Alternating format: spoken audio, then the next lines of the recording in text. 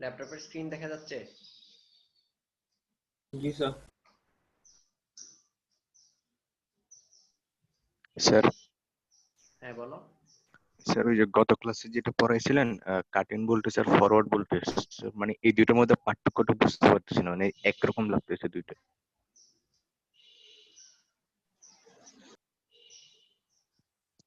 দুইটা আসলে একই জিনিস বলা যায়, কিন্তু ডিফাইন করছে ভিন্নভাবে।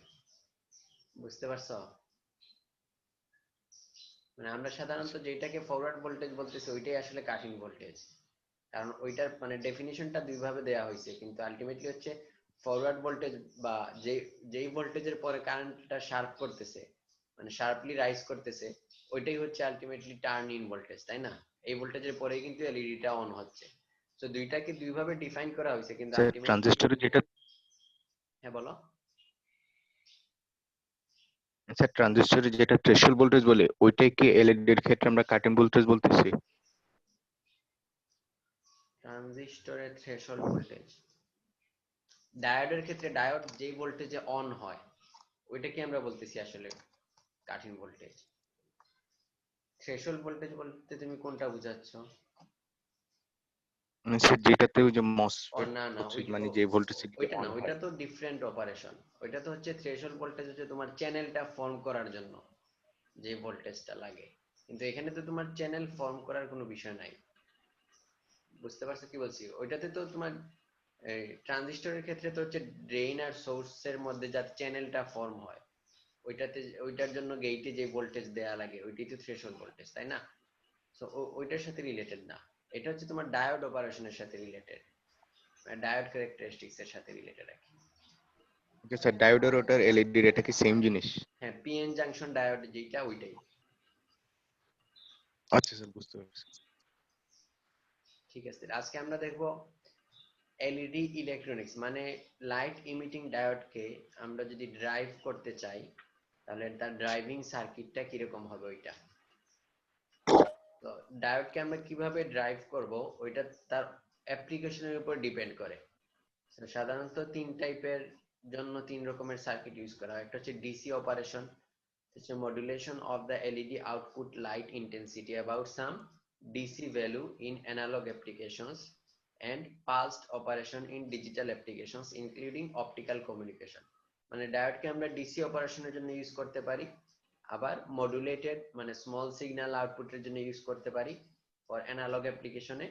আর পালসড অপারেশন হচ্ছে কি ডিজিটালের জন্য, যে আমরা যদি পালসেটিং আউটপুট চাই তাহলেও আমরা এলইডি কে ইউজ করতে পারি। এখন কোন ক্ষেত্রে কিভাবে ইউজ করব, কোন ক্ষেত্রে সার্কিটটা কিরকম হবে এটা আমরা দেখবো। তো প্রথমে যদি আমরা ডিসি অপারেশনের কথা চিন্তা করি, তাহলে এই ক্ষেত্রে হচ্ছে সবচেয়ে সিম্পলেস্ট সার্কিট যেটা ডিসি অপারেশনের জন্য, যে আমরা ডায়োডকে ড্রাইভ করার জন্য, যেহেতু PN junction diode, so light emitting diode এটা হচ্ছে এক রকমের ডায়োড। তো এটাকে যদি আমরা অন করতে চাই বা ড্রাইভ করতে চাই তাহলে কি করতে হবে, এটাকে ফরওয়ার্ড বায়াসে কানেকশন দিতে হবে। এই জন্য আমরা এই যে এটা হচ্ছে লাইট ইমিটিং ডায়োডের সিম্বল। সো এটার পজিটিভ পি সাইড, আমরা ব্যাটারির পজিটিভ সাইডকে এটা পি টাইপের সাথে কানেক্ট করলাম, আর ব্যাটারির নেগেটিভ সাইডকে এন সাইডে কানেক্ট করলাম। তাহলে কি হবে, যখন এই ব্যাটারি থেকে কারেন্ট প্রডিউস হবে, তো এই ফরওয়ার্ড কারেন্টটা যখন এলইডি দিয়ে পাস করবে তখনই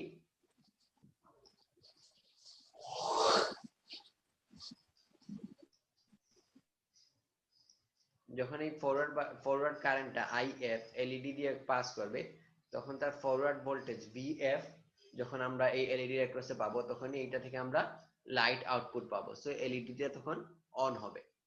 কিন্তু লাইট ইমিটিং ডায়োড, সো এই ক্ষেত্রে ফরওয়ার্ড বায়াস কি পরিমাণ কারেন্ট দিলে, যে এই জায়গায় আমরা কতটুকু ভোল্টেজ দিলে এই ডায়োডটাকে অন করতে পারবো, ওইটা আমরা বের করতে পারি কিভাবে, যে IF equals to V minus VF by R.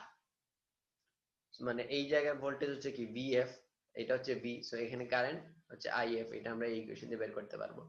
So এইটাতে নরমাল অপারেশনে একটা প্রবলেম হচ্ছে লাইট ইমিটিং ডায়োডের রিভার্স ব্রেকডাউন ভোল্টেজ অনেক কম।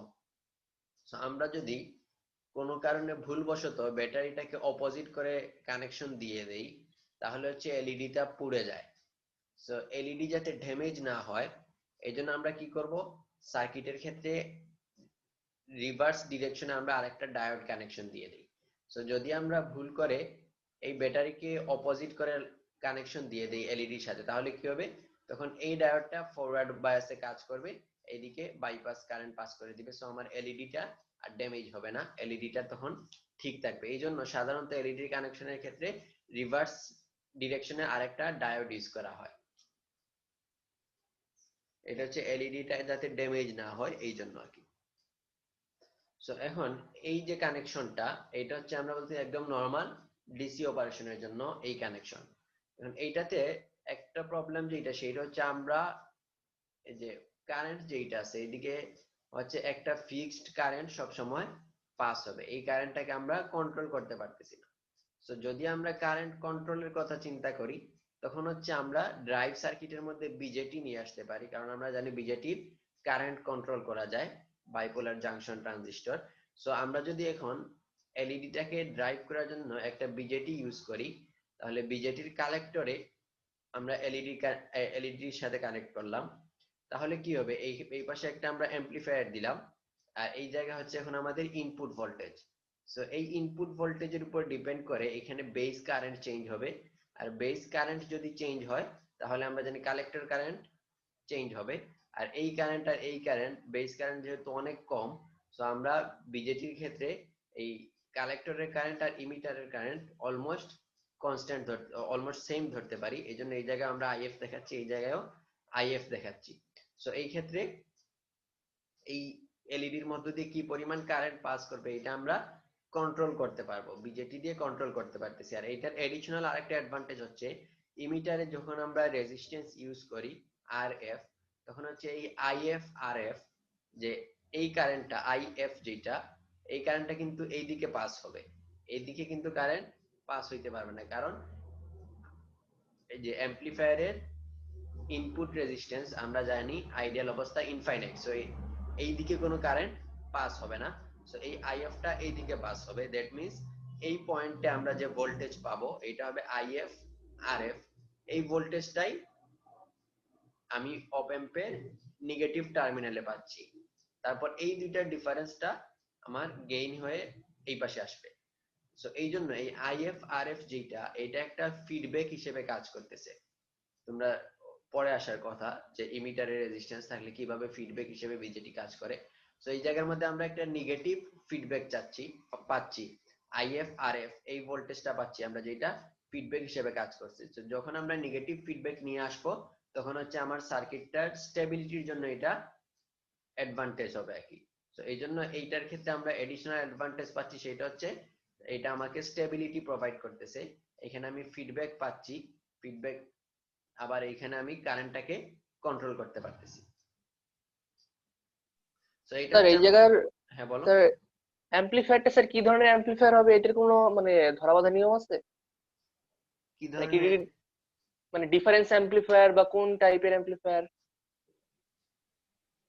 এটা হচ্ছে তোমার অপারেশনের উপর ডিপেন্ড করতেছে আলটিমেটলি।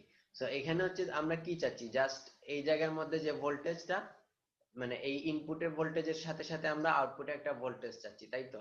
এখন এই ভোল্টেজটা তুমি কি রকম চাচ্ছ, ইনভার্টিং ভোল্টেজ চাচ্ছ নাকি নন ইনভার্টিং ভোল্টেজ চাচ্ছ, নাকি মানে এটা আলটিমেটলি সম্পূর্ণ তোমার উপর ডিপেন্ড করতেছে। মানে তুমি কি অ্যাপ্লিকেশনের জন্য ইউজ করতেছো ওইটার উপর ডিপেন্ড করতেছে, বা তুমি কিভাবে এটাকে কন্ট্রোল করতেছো। এখানে তো আমার অ্যাম্পলিফায়ারের অপারেশনটা কতটুকু সিগনিফিকেন্ট, বা অ্যাম্পলিফায়ার থেকে তুমি কি টাইপের আউটপুট চাচ্ছ, ওইগুলোর উপর ডিপেন্ড করতেছে আর কি। জি স্যার, বুঝতে পারছি। সো এটা হচ্ছে আমরা যখন একটা এলইডি কে ড্রাইভ করতেছি। এখন সাপোজ আমরা একটা এলইডি ড্রাইভ না করে আমরা হচ্ছে অনেকগুলো এলইডি সিরিজ প্যারালাল কানেকশন যদি একসাথে ড্রাইভ করতে চাই, তাহলে কি করব? সো এইটার জন্য হচ্ছে আমরা এইভাবে সিরিজ কানেকশন করে ওগুলোকে আবার প্যারালালি কানেকশন করতে দিতে পারি। তাহলে আমাদের এই ক্ষেত্রে খেয়াল রাখতে হবে, আমরা যদি এদিকে কারেন্ট পাস করি, তাহলে হচ্ছে এখানে কি মিনিমাম কি পরিমাণ কারেন্ট পাস করতে হবে, ওইটা হচ্ছে প্রত্যেকটা এলইডি আমার ক্যালকুলেশনে নিয়ে, যেমন এই জায়গার মধ্যে যে কারেন্ট আসবে ওই কারেন্টটা দুই দিকে ডিভাইড হবে, মানে দুই ভাগে ডিভাইড হবে। তো প্রত্যেকটা এলইডির মধ্যে যাতে ওই ফরওয়ার্ড কারেন্টের সমপরিমাণ কারেন্ট যায় ওইটা এনশিওর করতে হবে। সো এগুলার জন্য এলইডি পাওয়ার মডিউল আমরা ইউজ করতে পারি। এটা হচ্ছে একটা মাইক্রো কন্ট্রোলার টাইপের। সো এখানে আমরা এই ইনপুট ভোল্টেজ থেকে কি পরিমাণ কারেন্ট এই জায়গায় আউটপুট দিব এটা কন্ট্রোল করা যায়। আবার এই মডিউলটাকে আমি কখন অন করব অফ করব এখানে সুইচ থাকে, আর এখানে ডিমার থাকে, ডিমার দিয়ে কন্ট্রোল করা যাবে আমি এই এলইডি থেকে কতটুকু ইন্টেন্সিটি লাইট আউটপুট পাবো। তো এটাকে বলা হয় এলইডি পাওয়ার মডিউল। আমি যদি অনেকগুলো এলইডি একসাথে অপারেট করতে চাই তখন এই পাওয়ার মডিউলটা ইউজ করা হয়। তো এগুলো মোটামুটি ডিসি অপারেশন। আমরা তিনটা অপারেশনের কথা বলছিলাম, একটা ছিল ডিসি অপারেশন, আর একটা ছিল কি অ্যানালগ অপারেশন। তো অ্যানালগ অপারেশন হচ্ছে কি আমরা স্মল সিগন্যাল মানে এসি ইনপুট দিব, স্মল সিগন্যাল ইনপুট দিব, ওইটা থেকে আবার স্মল সিগন্যাল আউটপুট পাবো। তো এই ক্ষেত্রে আমরা বিজেটি এবং অপারেশনাল অ্যাম্পলিফায়ার দিয়ে যেই এক্সাম্পলটা দেখছিলাম, এই ক্ষেত্রে যদি আমরা আগে ইনপুটে শুধুমাত্র একটা ডিসি ভোল্টেজ দিচ্ছিলাম, এখন যদি আমরা ইনপুটে একটা এসি ভোল্টেজ দেই, যে ডিসির উপর একটা এসি ভোল্টেজকে আমরা দিলাম স্মল সিগন্যাল ভোল্টেজ, তাহলে আমার আউটপুটটাও কি এইটার করেসপন্ডিংলি আউটপুটটাও চেঞ্জ হবে। তো সিমিলারলি আমরা আউটপুটে একটা এসি আউটপুট পাবো। সো এইটাকে বলা হয় মডুলেটেড বা স্মল সিগন্যাল অপারেশনের জন্য যে sinusoidal modulation of an LED. So এই ক্ষেত্রে আউটপুটটা কতটুকু ফাস্ট রেসপন্স করবে, মানে আমার এলইডিটা লাইট ইমিটিং ডায়োড এইটা কত ফাস্ট রেসপন্স করতে পারে ওইটার একটা লিমিটেশন আছে। যেমন আমি এখানে যে কোনো ফ্রিকোয়েন্সির ইনপুট দিলেই যে আউটপুটে সেম ফ্রিকোয়েন্সির সিগন্যাল পাবো ওইটা কোনো কথা না।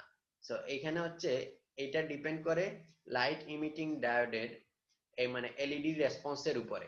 যেমন আমি যদি এখানে অনেক হাই ফ্রিকোয়েন্সির একটা সিগন্যাল দিই, তো আমার এলইডিটা কিন্তু ওই সিগন্যালের সাথে সাথে রেসপন্স নাও করতে পারে। যেমন এখানে যখন পজিটিভ হবে এখানে পজিটিভ, আবার এখানে খুব মানে ফ্রিকোয়েন্সি যদি অনেক বেশি হয় তাহলে এখানে পোলারিটি অনেক কুইকলি চেঞ্জ হয়ে থাকবে পজিটিভ নেগেটিভ। সো এইটার করেসপন্ডিংলি এত শর্ট টাইমের মধ্যে এলইডিটা রেসপন্স করতে পারবে না। এই জন্য এইটার ক্ষেত্রে আমি একটা ফ্রিকোয়েন্সি লিমিটেশন আছে। তো আমরা যদি তার পাওয়ারের সাথে ফ্রিকোয়েন্সির কার্ভটা দেখি তাহলে এটা বুঝতে পারবো। যেমন দেখো ফ্রিকোয়েন্সি যখন কম থাকে তখন হচ্ছে আমরা আউটপুট, এটা হচ্ছে আউটপুট ডিভাইডেড বাই আউটপুটের জিরো ফ্রিকোয়েন্সি রিলেটিভ আর কি নরমালাইজ করা। তাহলে যখন ফ্রিকোয়েন্সি কম তখন হচ্ছে আমরা আউটপুট কিন্তু ফুল আউটপুটটাই পাচ্ছি, মানে যে এরকম আউটপুট পাওয়ার কথা ওই রকম আউটপুটই পাচ্ছি। কিন্তু আস্তে আস্তে যখন আমরা ফ্রিকোয়েন্সি বাড়াচ্ছি এই ইনপুট সিগন্যালে, তখন একটা মোমেন্টে এসে আউটপুটটা কিন্তু কমে যাচ্ছে। দ্যাট মিনস তখন আর আমার এই এলইডিটা ইনপুটের পোলারিটির চেঞ্জটাকে ফলো আপ করতে পারতেছে না। সো এই যে রেসপন্সটা, এই রেসপন্স কার্ভ থেকে আমরা তার কাট অফ ফ্রিকোয়েন্সি বের করতে পারি। তো এই যে P output omega by P output zero, so এইটাকে আমরা একটা ইকুয়েশন দিয়ে রিপ্রেজেন্ট করতে পারি। ইকুয়েশনটা হচ্ছে কি 1/√1 প্লাস ওমেগা টাও হোল স্কয়ার। সো এখন এই পাওয়ারের আউটপুট থেকে এই পাওয়ার ভার্সেস ফ্রিকোয়েন্সি কার্ভ থেকে আমরা যদি তার ক্রিটিক্যাল ফ্রিকোয়েন্সি ডিফাইন করি, তাহলে ক্রিটিক্যাল ফ্রিকোয়েন্সি আমরা জানি যেই ফ্রিকোয়েন্সিতে পাওয়ার হচ্ছে 0.707 হয় ওইটাকে বলা হয় কি ক্রিটিক্যাল ফ্রিকোয়েন্সি। সো এই জায়গা থেকে আমরা যদি তার ক্রিটিক্যাল ফ্রিকোয়েন্সি বের করি তাহলে ক্রিটিক্যাল ফ্রিকোয়েন্সি পাবো fc = 1/2 পাই টাও। আর অপটিক্যাল ব্যান্ডউইথ FOP, যেটা অপটিক্যাল ব্যান্ডউইথ বলা হয় যে যেই ফ্রিকোয়েন্সিতে পাওয়ারটা ইনিশিয়াল পাওয়ারের হাফ হয়ে যায় ওইটাকে বলা হয় অপটিক্যাল ব্যান্ডউইথ। সো এই জায়গা থেকে দেখো FOP এটা হচ্ছে কি যেই ফ্রিকোয়েন্সিতে পাওয়ারটা হাফ হয়ে যাচ্ছে ওইটাকে বলা হচ্ছে optical bandwidth. So optical bandwidth সমান হচ্ছে √3 FC।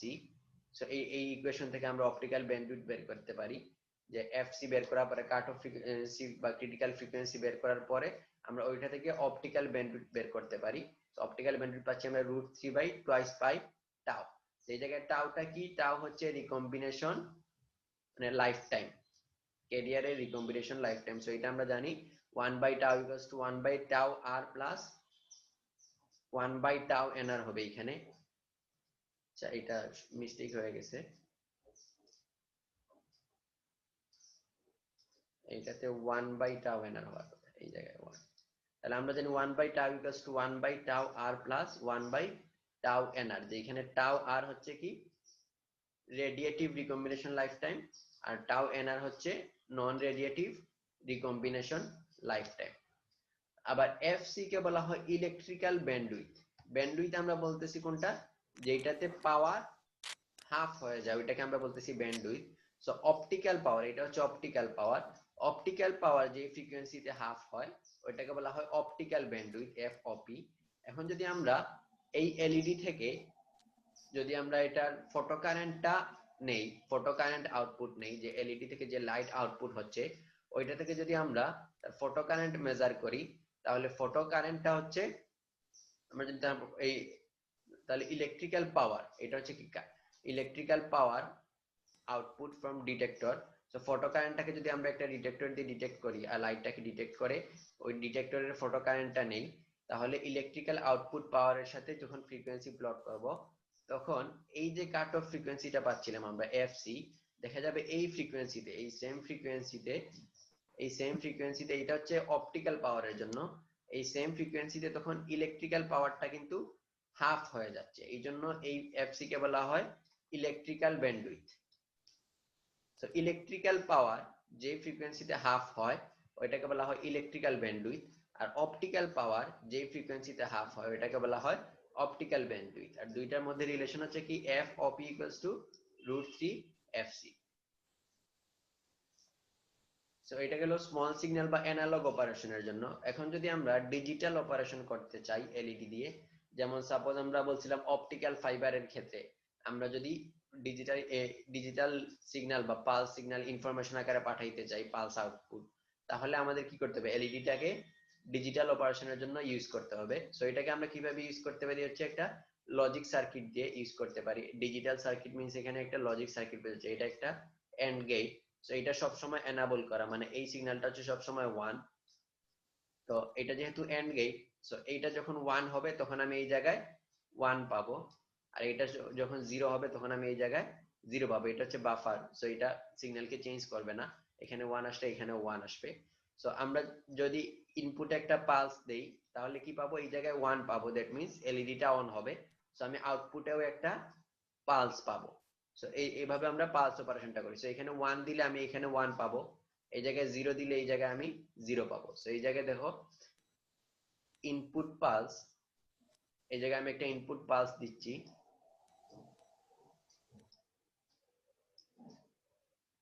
এই যে ইনপুট পালস দিলাম। সো আউটপুটে আমি কি রকমের পালস পাচ্ছি দেখো, এটা হচ্ছে আউটপুটে আমি এক্স্যাক্টলি স্কয়ার শেপ, আমরা কিন্তু একটা স্কয়ার শেপ ইনপুট দিছি কিন্তু আউটপুটে হচ্ছে এক্স্যাক্টলি স্কয়ার শেপে আউটপুট পাচ্ছি না। আমরা একটা পার্টিকুলার টাইমের পরে এটা 1 হচ্ছে, আবার একটা পার্টিকুলার টাইমের পরে এটা 0 হচ্ছে। সো এটা হচ্ছে এলইডি রেসপন্সের উপর ডিপেন্ড করে। সো যে টাইম, যে 10% ফাইনাল আউটপুটের 10% থেকে 90% পর্যন্ত রাইজ করতে যে টাইম লাগে ওইটাকে বলা হয় রাইজ টাইম। এটা আমরা কন্ট্রোল সিস্টেমে পড়ছি। সো এটাকে বলা হয় রাইজ টাইম। আর একদম ফাইনাল 90% থেকে 10%-এ ফল করতে যে টাইমটা লাগে ওইটাকে বলা হয় ফল টাইম। সাধারণত অ্যাপ্রক্সিমেশন করা হয় যে রাইজ টাইম এবং ফল টাইম হচ্ছে equal. So rise time tau R equals to tau F equals to 2.2 tau. So এই জায়গায় টাউ যেটা, এই টাউটা হচ্ছে, তো এই জায়গায় হচ্ছে এই যে সলিড কার্ভ যেটা, এইটা ছিল ক্যাপাসিটর ছাড়া। এখন আমরা যদি এটাকে পালস শেপিং করতে চাই, মানে এইখানে যদি আমরা রাইজ টাইম এবং ফল টাইম কমাইতে চাই, তাহলে কি করতে পারি, আমরা এটা এই যে পালস শেপিং ক্যাপাসিটর, এইখানে আমরা একটা পালস শেপিং ক্যাপাসিটর ইউজ করতে পারি। তাহলে এই ক্যাপাসিটরটা কি করবে, রাইজিং এর ক্ষেত্রে এই চেঞ্জটাকে সে কমায় দিবে, সিমিলারলি ফলিং এর ক্ষেত্রে এই চেঞ্জটাকে সে কমায় দিবে। মানে ফিল্টারের ক্ষেত্রে আমরা যেরকম ক্যাপাসিটর ইউজ করি সেম অপারেশন এই জায়গায়। সো এই আরসি, এই যে টাইম কনস্ট্যান্ট, এই জায়গায় টাউটা হচ্ছে কি টাইম কনস্ট্যান্ট, এই টাইম কনস্ট্যান্ট টাউটা ডিপেন্ড করবে কি এই আরসি এর উপরে, tau equals to 1/RC time constant. So এই আরসিটাকে এমন ভাবে চুজ করতে হবে যাতে এই রাইজ টাইম এবং ফল টাইমটা কম হয়, তাহলে আমার আউটপুটটা ইনপুট পালসটাকে ভালো মতো ফলো আপ করতে পারবে। এই হচ্ছে এলইডি সার্কিট ড্রাইভ করা। যে কিভাবে আমরা ড্রাইভ করতে পারি। এখন আমরা কয়েকটা ম্যাথমেটিক্যাল এক্সাম্পল দেখব।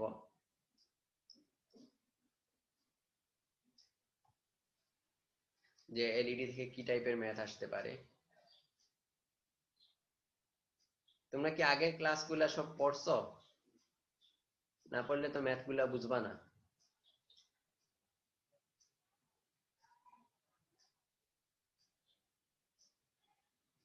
নাকি সব রেখে দিছো পরীক্ষার আগে পড়বো?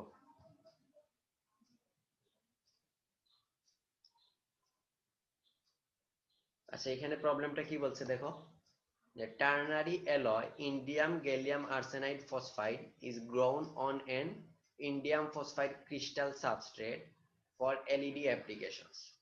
বলছে কি সাবস্ট্রেট হচ্ছে ইন্ডিয়াম ফসফাইড ক্রিস্টাল, যে এই জায়গার মধ্যে সাপোজ একটা সাবস্ট্রেট আছে ইন্ডিয়াম ফসফাইড, এটা হচ্ছে সাবস্ট্রেট। তো এটার উপর আমরা কি করছি, ইন্ডিয়াম গ্যালিয়াম আর্সেনাইড ফসফাইড এই অ্যালয়টাকে আমরা গ্রো করছি এটার উপর। So এটা হচ্ছে আমাদের ইন্ডিয়াম গ্যালিয়াম আর্সেনাইড ফসফাইড। এর মধ্যে the device requires sufficiently small lattice strain due to mismatch. So এই ডিভাইসটাকে আমাদের এমন ভাবে গ্রো করতে হবে যাতে ল্যাটিস স্ট্রেইনটা কম হয়, মানে ল্যাটিস মিসম্যাচ যাতে কম হয় between the two crystals at the interface to allow for electroluminescence.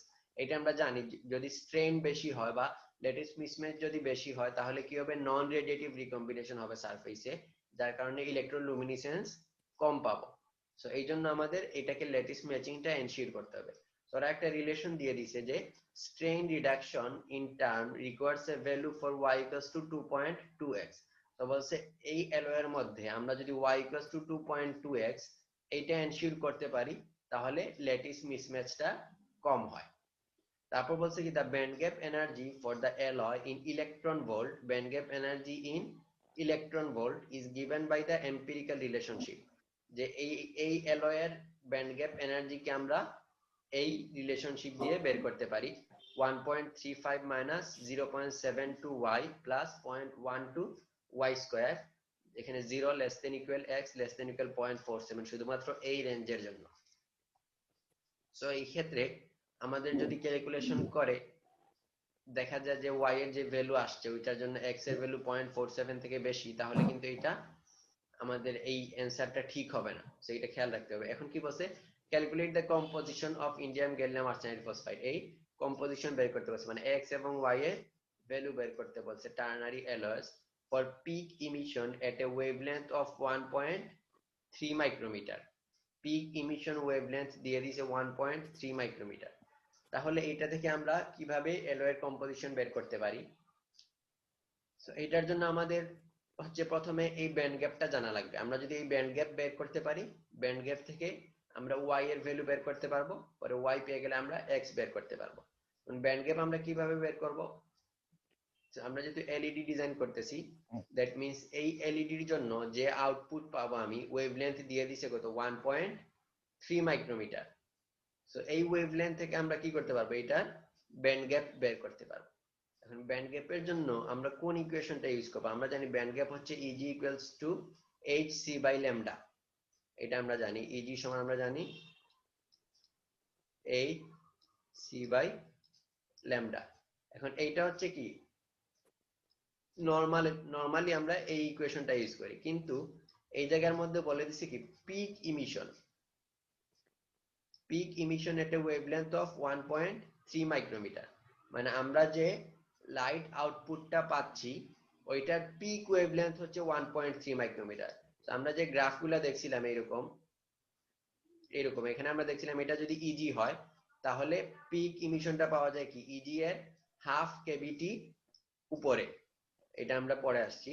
So এই জন্য এই জায়গার মধ্যে আমরা peak emission wavelength h mu naught equals to আমরা লিখতে পারবো Eg প্লাস হাফ কেভিটি, এই ইকুয়েশনটা ইউজ করতে হবে। শুধুমাত্র Eg equals two h mu সমান hc বাই ল্যামডা থেকে যদি করি তাহলে এটা কারেক্ট হবে না, কারণ বলে দিছি কি peak emission at a wavelength of 1.3 micrometer.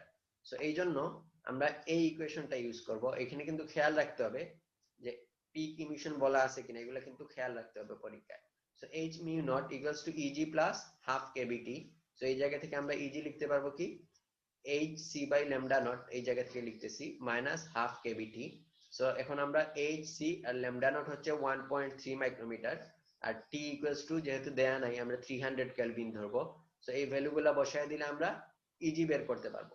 তাহলে ইজি পাচ্ছি কত, 0.9427 ইলেকট্রন ভোল্ট। এখন আমরা এই ভ্যালুটা এই ইকুয়েশনে বসায় সলভ করব। তাহলে 0.9427 ইলেকট্রন ভোল্ট, এটা কিন্তু অলরেডি ইলেকট্রন ভোল্টে দেয়া আছে, সো আমাদের এটাকে ইলেকট্রন ভোল্টে নিয়ে ইউজ করতে হবে।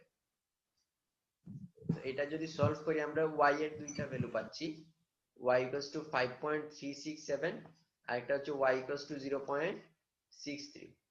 এখন y equals to 5.367 এইটা তো অ্যাবসার্ড, কারণ হচ্ছে 1 এর চেয়ে বেশি হইতে পারবে না কম্পোজিশন। সো এটাকে আমরা ডিসকার্ড করলাম, শুধুমাত্র y equals to 0.63 নিলাম। সো y equals to 0.63 হইলে x equals to আমরা জানি কত, y by 2.2। So x equals to পাচ্ছি 0.29। তাহলে এইটাই হচ্ছে আমাদের final composition, indium 1 x, gallium x, arsenide y, phosphide 1 y। তাহলে ইন্ডিয়াম 0.71, গ্যালিয়াম 0.29, আর্সেনাইড 0.60, ফসফাইড হচ্ছে 0.37। এইটাই হচ্ছে তাহলে ফাইনাল যে অ্যালয়টা পাচ্ছি ওইটা কম্পোজিশন। সো এই ম্যাথটা কিন্তু এখানেই শেষ। এখন এইটাকে যদি আরেকটু এক্সটেন্ড করা হইতো, সাপোজ এরপরে বলা হইলো যে যে অ্যালয়টা পাচ্ছি আমরা ওই অ্যালয়ের সাথে এই যে সাবস্ট্রেট ইউজ করা হয়েছে, এখন এই জায়গার মধ্যে স্ট্রেইন বের করো। সো এইটার সাথে কিন্তু এডিশনালি পরবর্তী পার্টটুকু বলে দেয়া থাকতে পারে যে এখন যে অ্যালয়টা বের করা হয়েছে, আমরা তো উদ্দেশ্য ছিল কি স্ট্রেইনটা যাতে কম হয়, মানে ল্যাটিস মিসম্যাচ যাতে কম হয়। সো এই জন্য বলতে পারে, তো এটার জন্য স্ট্রেইন বের করো। তারপর আবার বলতে পারে যে স্ট্রেইনটা টেনসাইল স্ট্রেইন নাকি কম্প্রেসিভ স্ট্রেইন, ওইটার উপর কমেন্ট করো। সো এগুলা কিন্তু এক্সটেনশনে বলে দেয়া থাকতে পারে, সো এগুলা কিন্তু খেয়াল রাখবা। সো যদি স্ট্রেইন বের করতে বলে তাহলে কি লাগবে, আমাদের এইটার ল্যাটিস কনস্ট্যান্ট বের করতে হবে, আবার সাবস্ট্রেটের ল্যাটিস কনস্ট্যান্ট বের করতে হবে, তারপর ল্যাটিস কনস্ট্যান্টের ডিফারেন্স থেকে আমরা এগুলা বের করতে পারবো। সো ল্যাটিস কনস্ট্যান্ট বের করার জন্য আমাদের হচ্ছে কি ওই যে চার্টটা, বড় একটা চার্ট শিখছিলাম আমরা, যে ব্যান্ড গ্যাপের সাথে এই পাশে ব্যান্ড গ্যাপ আর এই পাশে ল্যাটিস কনস্ট্যান্ট। সো এইভাবে যে চার্টটা ছিল ওই চার্ট থেকে আমরা ইন্ডিয়াম ফসফাইডের ল্যাটিস কনস্ট্যান্ট পাবো। আর এইটার জন্য আমরা যদি কোনো ইকুয়েশন দেয়া না থাকে ল্যাটিস কনস্ট্যান্টের জন্য আমরা ভেগারস ল ইউজ করতে পারি।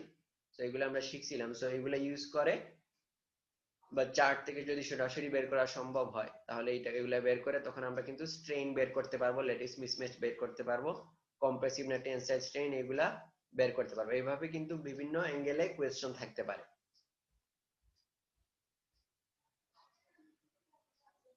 আবার এই কোয়েশ্চনটা কিন্তু অন্যভাবেও থাকতে পারে, যেমন এই জায়গায় ব্যান্ড গ্যাপ বলে দিছে, ওয়েভলেন্থটা বলে দিছে।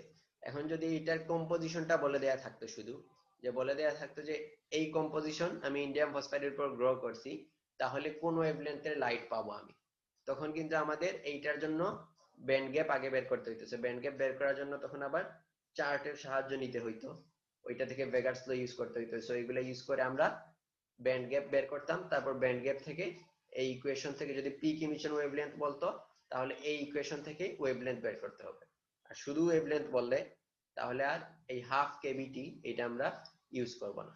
আর যদি পিক ওয়েভলেন্থ বলে তখন কিন্তু এই হাফ কেভিটিটা ইউজ করতে হবে।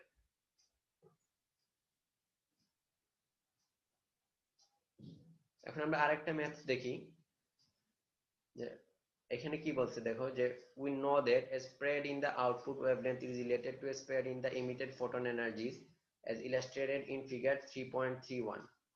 আচ্ছা, the emitted photon energy h mu equals to hc by lambda এগুলো জানি, ঠিক আছে। তো বলছে কি del h mu এটা equals to 3kt।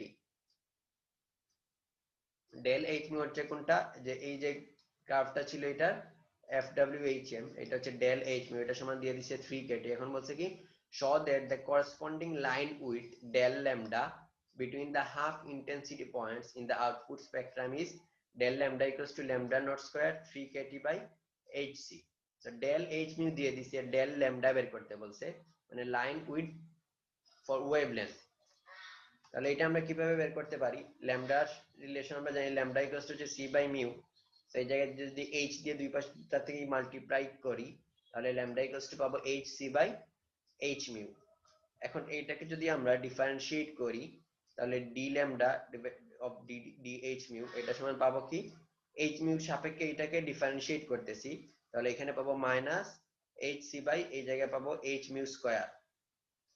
তাহলে এখন hc বাই h মিউ এটাতে hc বাই h মিউ এটাকে আমরা জানি ল্যামডা, তো এখানে যদি hc স্কয়ার নেই তাহলে এই টোটালটা পাবো lambda square divided by hc। So এই ডিফারেন্সিয়েটেড ভ্যালু সমান আমরা পাচ্ছি minus lambda square by hc। এখন নেগেটিভ ভ্যালু আসতেছে কিসের জন্য? নেগেটিভ ভ্যালু আসতেছে কারণ আমরা জানি h মিউ হচ্ছে এনার্জি মিন করতেছে, এনার্জি বাড়লে ওয়েভলেন্থ কমে, এই জন্য এখানে নেগেটিভ সাইনটা আসতেছে। আমরা সাইনটাকে ডিসকার্ড করব, শুধুমাত্র ম্যাগনিটিউডটা নিব। তাহলে শুধুমাত্র যদি ম্যাগনিটিউডটা নেই তাহলে এই জায়গা থেকে del lambda by del H mu এটা হবে অ্যাপ্রক্সিমেটলি কি D lambda by D H mu. এটা হচ্ছে আমরা del lambda by del H mu লিখতে পারি। তাহলে del lambda by del H mu এটা সমান পাচ্ছি lambda naught square by H C. তাহলে ডেল ল্যামডা এটা সমান আসবে lambda naught square by H C into del H mu. আর ডেল এইচ মিউ সমান দেয়া আছে কত 3kt। তাহলে এখন আমরা এই রিলেশনটা পাচ্ছি ডেল ল্যামডা সমান lambda naught square 3kt by H C. তো সেকেন্ড পার্টে কি বলছে যে ল্যামডা নট হচ্ছে পিক ওয়েভলেন্থ, বলছে what is the spectral line width of an optical communication LED operating at 1310 nanometer আর টি হচ্ছে 300 কেলভিন। বলছে ল্যামডা নট হচ্ছে 1310 ন্যানোমিটার আর টি হচ্ছে 300 কেলভিন। সো এই দুইটা ভ্যালু ইউজ করলে আমরা ডেল ল্যামডা বের করতে পারবো 107 ন্যানোমিটার। বুঝতে পারছো এটা?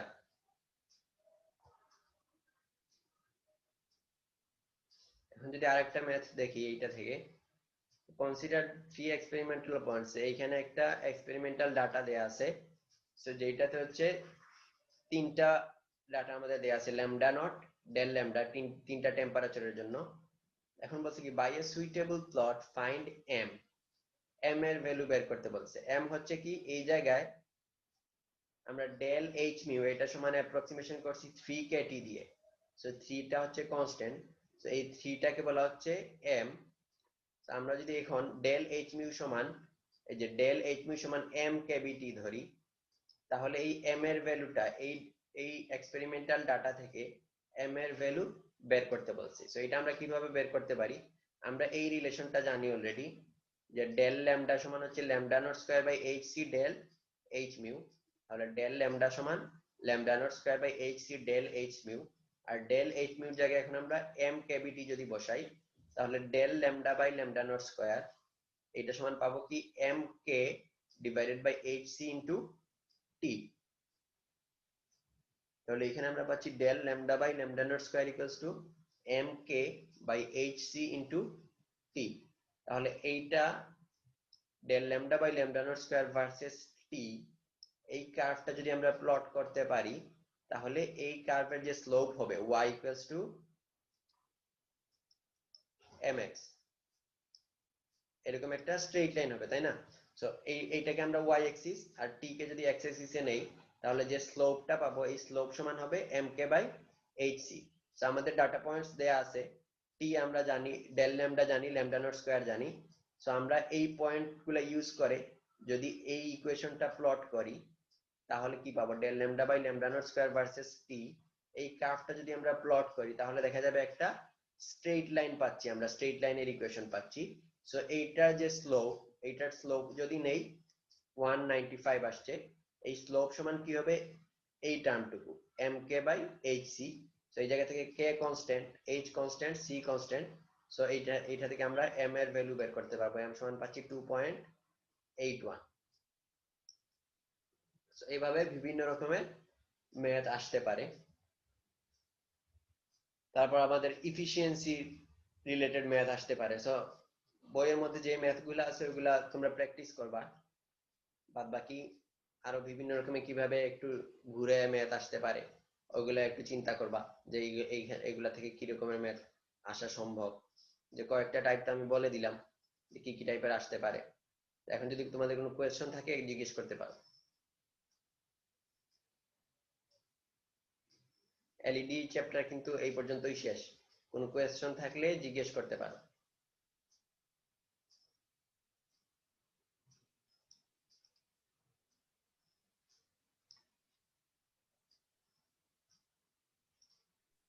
স্যার লাস্ট ম্যাথটা একটু বললে আরেকবার বললে ভালো হয়। এইটা জি স্যার। কোন পোর্শনটুকু বুঝো নাই?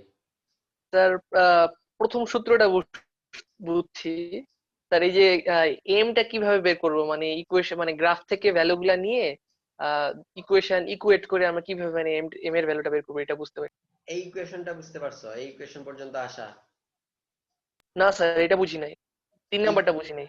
3 নাম্বার ইকুয়েশন কিভাবে আসছে এটা বুঝো নাই? জি স্যার। এই ইকুয়েশনটা আসছে আমরা এই জায়গার মধ্যে ডেল এইচ মিউ, এই জায়গার মধ্যে জাস্ট এম কে টি এই ভ্যালুটা বসায় দিছি। তাহলে ডেল এইচ মিউর জায়গায় যদি এম কে টি বসাই, তাহলে del lambda by lambda naught square ওই পাশে নিয়ে আসো, তাহলে এই জায়গায় কি পাচ্ছি? M K by H C into T. So এইটাতে জাস্ট এই ভ্যালুটা রিপ্লেস করে এইটা পাচ্ছি। তাহলে এখন এইটাকে আমরা যদি del lambda by lambda naught square, এটাকে যদি আমরা ওয়াই ধরি, মানে ওয়াই অ্যাক্সিসে যদি এই ডাটাটা নেই, আর টি কে যদি আমরা এক্স ধরি, তাহলে এখানে আমরা Y equals to M X টাইপের একটা স্ট্রেট লাইনের ইকুয়েশন পাচ্ছি, তাই না? সো এটা হচ্ছে কি straight line through origin. So Y equals to M X, এইটা যদি স্ট্রেট লাইনের ইকুয়েশন হয়, তাহলে স্লোপ সমান আমরা জানি এম। সো এই জায়গার মধ্যে এইটা হচ্ছে ওয়াই, এটা হচ্ছে আমরা এক্স নিচ্ছি, তাহলে স্লোপ পাবো M K by H C. এখন এই ডাটাগুলো কিভাবে পাবো?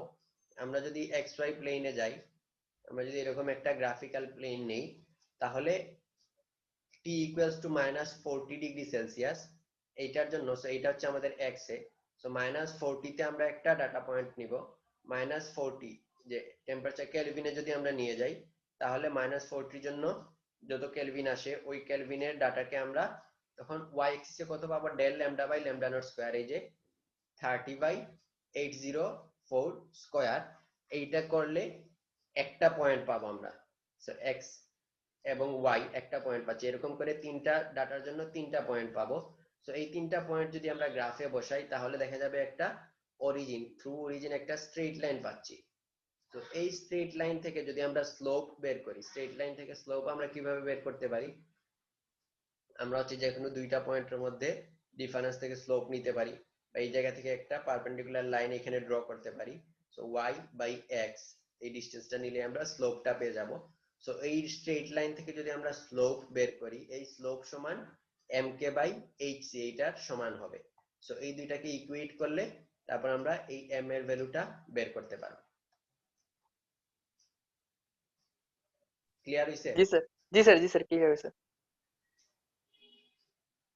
ঠিক আছে, আর কারো কোনো কিছু বলার থাকলে বলতে পারেন।